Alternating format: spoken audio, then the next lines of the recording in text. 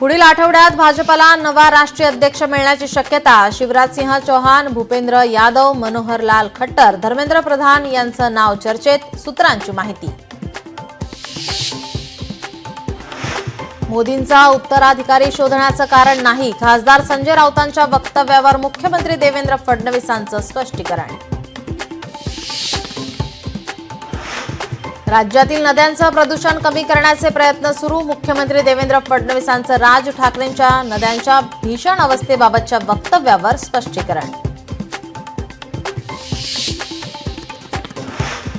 संतोष देशमुख हत्येतील प्रमुख आरोपी वाल्मिक कराड चित्रपट निर्माता असल्याचं समोर येतंय. कराडकडे इंडियन मोशन पिक्चर प्रोड्युसर असोसिएशनचं ओळखपत्र.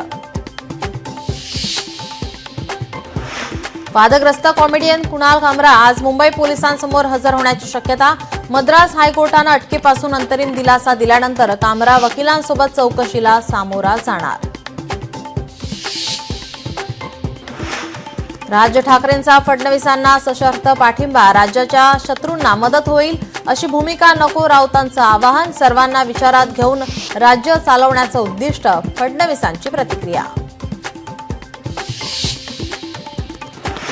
राज्यात अवकाळी पावसाचा इशारा. कोकण, मध्य महाराष्ट्र, मराठवाड्यात पावसाचा इशारा. वादळी वाऱ्यासह गारपिटीचा अंदाज. श्री स्वामी समर्थ प्रकट दिनाचा उत्साह. दर्शनासाठी अक्कलकोट येथे भाविकांची मोठ्या प्रमाणात गर्दी. मणिपूरच्या काही भागांमध्ये पुढील 6 महिने सशस्त्र दल कायदा. इम्फाळ पूर्व, पश्चिम आणि विष्णुपूरच्या काही भागात कायदा लागू.